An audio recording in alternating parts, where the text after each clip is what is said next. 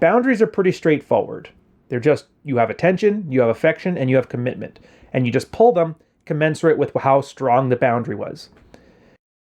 The following program contains scenes of extreme and coarse language. Viewer discretion is advised.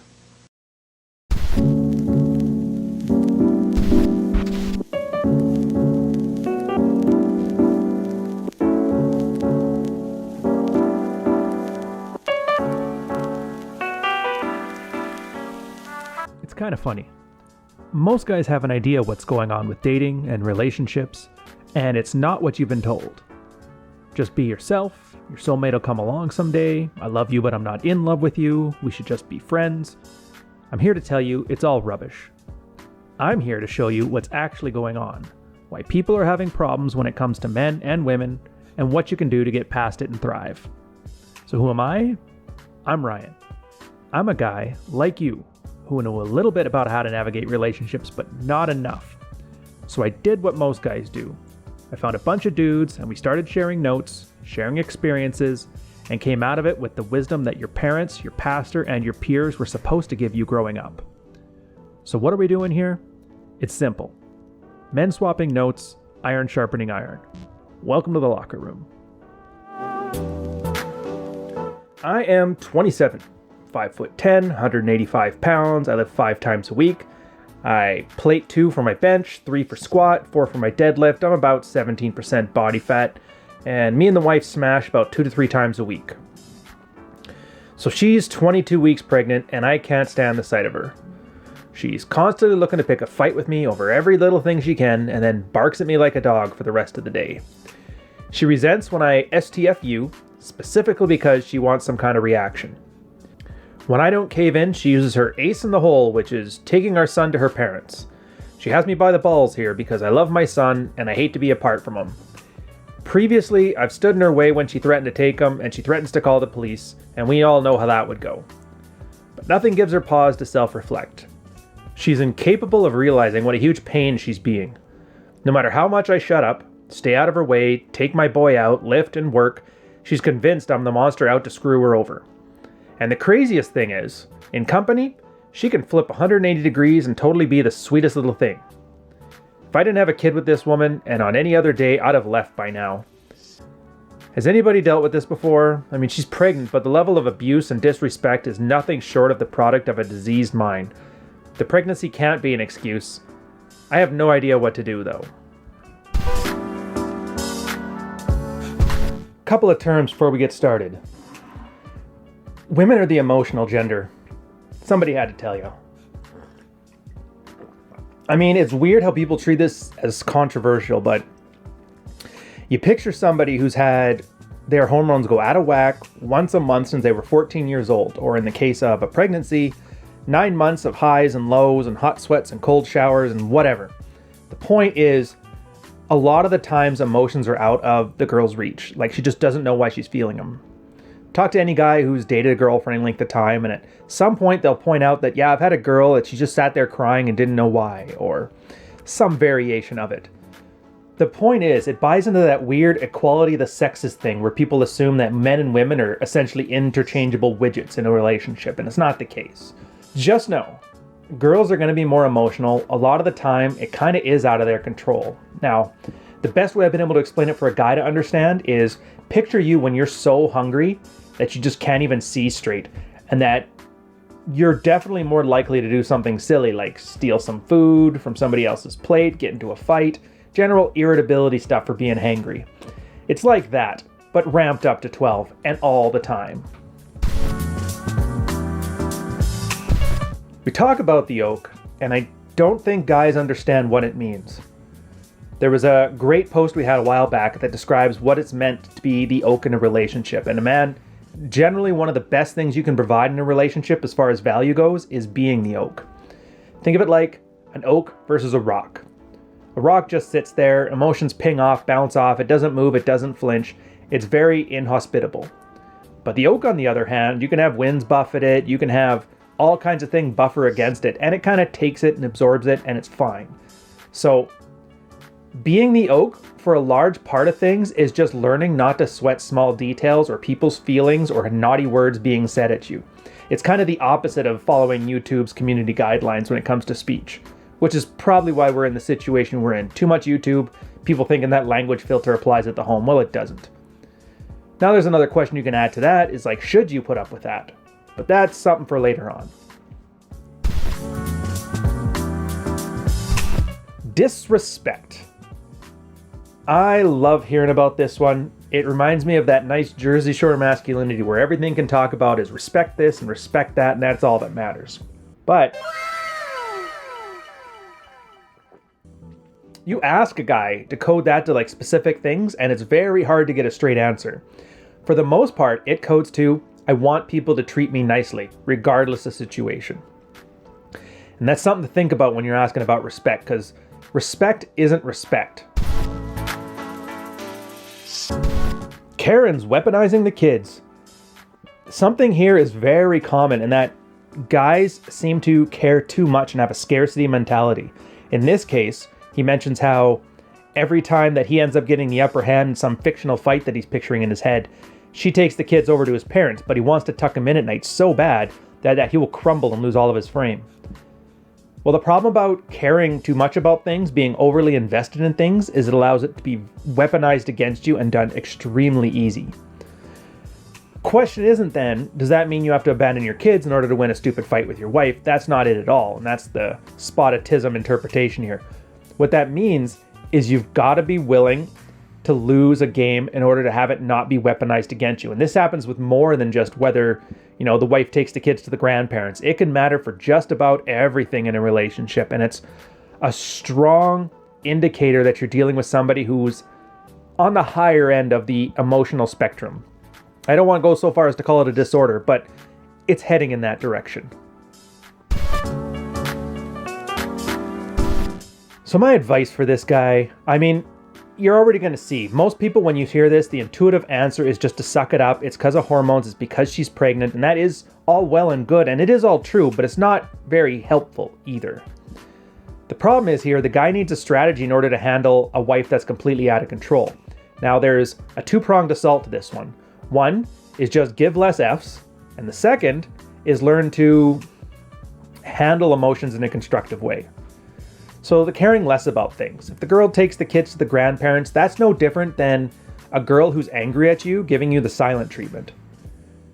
Guys who have very little frame, they get mad because it's like, oh, well, where's my validation from this girl? She's supposed to love me. She's supposed to talk to me. And then you start conceding until you get some kind of response back. You're essentially making the other person your source of validation in life. But talk to an old married red pill guy, and he's like, oh, the wife's giving me the silent treatment? Awesome. I get the whole afternoon to myself.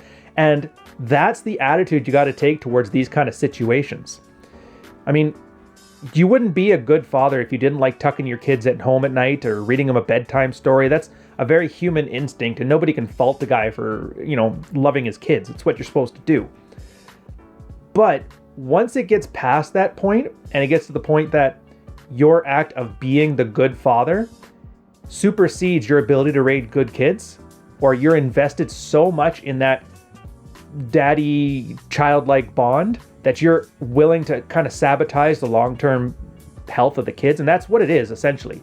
If you're raising yourself as a zero-frame man getting pushed around by a girl, your kid's going to be raised all kinds of messed up. At that point, you're almost better off as a single mom raising the kids, because that's kind of what you're doing. You're giving them a perfect example of adults getting pushed around, having them think this is normal because they don't have any other frame of reference. I guess the strategy you have to apply to that then is learning to enforce boundaries. And boundaries are pretty straightforward. They're just, you have attention, you have affection, and you have commitment. And you just pull them commensurate with how strong the boundary was. In this case, if it's a few errant words, go get some sunshine, take a couple minutes, go to the gym. Maybe it's just ignoring her for a little bit. Maybe it's just changing the frame of the conversations. Like, I'm not talking about this. You can talk to me when you got your thing together. Or just point out, I think your hormones are out of control again. Maybe you need a nap. And a lot of guys will say, that's insensitive. You shouldn't say that. But, if she's going to be mad anyway, what's it matter? But that's the thing. Not caring about the outcome is kind of the end goal. Now, there's a lot more to go into in it, but this is just a small YouTube video. So Go check out other stuff. I would strongly suggest I got a great series from Robert Glover's No More Mr. Nice Guy that deals with a lot of the nice guy behaviors that he's exhibiting in depth. It's definitely worth your time. This thing matters to you for multiple reasons, but the most important reason, the reason you should pay attention to, the reason that's something that every guy needs to adopt, whether you plan on being a playboy till your 80s or whether you want to settle down and have a family at 20, frame is everything. In this case, a girl throwing a couple mean words at him, a girl taking the kids to go visit the grandparents, that shouldn't be enough to rattle your cage. Sometimes it really is just a case of nut up. And I know this ends up getting all kinds of arguments from guys going, well, the women shouldn't act like that, or how can she slap? That's not the point. Like, things aren't changing that much. People are still people. The archetype of the battle axe wife has been around for thousands of years. Girls at some point are going to get emotional. Girls during pregnancy are going to get extra emotional. Now, if you're not prepared to handle that and to understand that, yeah, for the most part, it's nothing they can control, or at least it's very difficult for them, then I don't think you're really ready for what you're asking for right now. But, and here's the telling part to this, having said that, he does admit that as soon as she's around other people, she's able to pull it together. So think of it this way. She knows that it's bad behavior, and if she is able to put on a nice face, at least temporarily in front of strangers and that, well then why is he not expecting the same from himself? I mean, yeah, he complains about how he wants it to be better, but what's he actively doing? Is he distancing himself from this? Is he using Devi, or that's a model that you would use? It's from, again, book from another Sidecar series, but basically being proactive in her emotional state. If she's going to be emotional, you feed her things that allow her to be emotional too, without having to be reactive. It's just leadership from an emotional standpoint. There's a one I use when you're in a relationship, I call it manufactured outrage, where you start a fight over nothing and then you end it really quickly. And the idea is it gives a little bit of an emotional high and it kind of gets them out of their system. And you're less likely to have general fights over stupid things that don't matter. Now this one specifically, there's a whole roadmap that you could apply to this one. And I can't tell you I have all the answers, but once you adopt in your mind the idea of emotions being like a gas tank that girls have to fill up every now and again, you're in a better position to be able to find out how that works best for you in that situation. Having said that, another thing that's in it for you is when you see these by the number kind of field reports, kind of gives you a little tingle of this one might be a fake, because I have a hard time believing that this guy is decently good on the lifts, perfectly good body fat, as great as he says he is, but then can't handle a little bit of nagging from the wife, or the wife taking the kids to the grandparents. For the most part, I'm not buying it, but at the same time, we need content, so here we are. An alternative to this? Well, an alternative is pretty straightforward. Probably 5 years ago, before this became an issue, he was getting little tests here and there, a little bit of, bickering here, a little bit of anger here. He probably exhibited a ton of nice guy behaviors too. Every time she got mad at him, he acquiesced. Every time she acted like she was hurt, he tried to fix her. Every time he had something that he was worried that would piss her off, he probably hid it. It's called hiding the evidence. Tons of little nice guy behaviors that he had done over the years had essentially conditioned his wife so that when she's in the state of like a hormonal imbalance, which pregnancy tends to do, that she's able to just go hog wild. It's the same as the dogs. If you had a puppy and he jumps up on your lap and you're like, oh, that's so cute, and everybody does it and everybody does it, well, that dog grows up to be a 180-pound giant Great Dane and he does it, he's basically going to crush you. Well, this is what happened here. He got his Great Dane to crush him. So as an alternative, you got to set the tone early in the relationship, set the frame, set the boundaries, what you will and will not put up with. And again, boundary enforcement, your attention, your affection, and your commitment. You pull those commensurate with the boundary. And that only has any teeth if you have a high SMV, or sexual market value, which means be attractive, being fit, being charismatic, looking good, all that standard stuff that you'd think of that's very, very easy to sell a guy on from the self-improvement standpoint. Well, this is kind of why it's there. So, as an alternative to this, yeah, the guy, I hate to say it, but nut up is essentially the answer. But there's a big gap of information in between nut up and actually being nut up that this guy needs to get into. So I would strongly suggest starting off at least with Robert Glover's No More Mr. Nice Guy, learning how to shed nice guy behaviors, and then some assertiveness training for something more like Emmanuel Smith's "When I Say No, I Feel Guilty." That's usually the start of things. And then obviously rational male stuff past there. But for that note, that's it for this relationship breakdown. Again, thanks for tuning in. As always, book's out on paperback. It's also in the Kobo store. Links in the description, so feel free to check it out. And if you got a minute, come down to the Patreon community where we do these things live. We have hours of Q&As. We have a locker room where we discuss field reports and a lot of this stuff in depth with zero filter and zero language control.